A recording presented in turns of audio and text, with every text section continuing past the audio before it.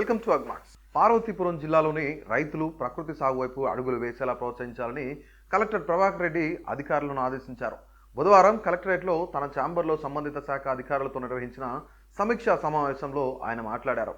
తక్కువ శ్రమతో అధిక దిగుబడి మరియు మంచి రాబడినిచ్చే పంటల వైపు రైతులకు అవగాహన కల్పించాలని సూచించారు. భూసార పరీక్షల ఆధారంగా ఏ నేలకు ఏ పంట అనువైనదో శాస్త్రవేత్తలు రైతులకు వివరించాలని తెలిపారు. విత్తనం నాటినప్పటి నుంచి పంట విక్రయం వరకు రైతులకు పూర్తి భరోసా కల్పించే విధంగా చర్యలు తీసుకోవాలని అన్నారు. వ్యవసాయేతర కుటుంబాల ఆదాయం పెంచేందుకు కోళ్ల పెంపకాన్ని ప్రోత్సహించాలని సూచించారు. అలాగే పరిశ్రమల శాఖ ద్వారా నిరుద్యోగులను గుర్తించి కొత్త యూనిట్ల స్థాపనలో వారికి తోడ్పాటు అందించాలని ఆదేశించారు.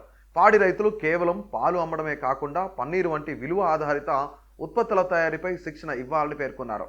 దోమల నివారణ కోసం నీటి నిల్వల్లో గంబూషా చేపలను విడిచిపెట్టాలని తెలిపారు. సీతానగరం మండలంలోని కోట సీతాపురం గ్రామాన్ని ఆదర్శ గ్రామంగా తీర్చిదిద్దాలని పిలుపునిచ్చారు. ఈ సమావేశంలో joint collector C Yashwant Kumar Reddy, sub collector R Vaishali, DPO T Kondalarao తదితర అధికారులు పాల్గొన్నారు.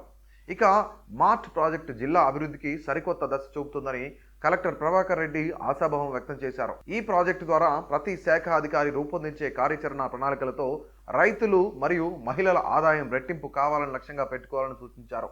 బుధవారం తన ఛాంబర్లో జరిగిన సమావేశంలో మాట్లాడుతూ మహిళలు కేవలం గృహిణులుగానే కాకుండా చిన్న తరహా పారిశ్రామికవేత్తలుగా ఎదగడానికి మార్ట్ ఒక వేదిక కావాలని తెలిపారు. రైతులు తమ పంటను దళారుల ప్రమేయం లేకుండా నేరుగా విక్రయించుకునేలా మార్కెట్ లింకేజీలు ఏర్పాటు చేయాలని ఆదేశించారు. రైతులు క్రాప్ డైవర్సిఫికేషన్ వైపు మళ్లాలని, వాణిజ్య మరియు ఉద్యాన పంటలను ప్రోత్సహించడం ద్వారా రైతుల తలసరి ఆదాయం పెంచడమే మార్ట్ ప్రాజెక్టు ప్రధాన లక్ష్యమని పేర్కొన్నారు.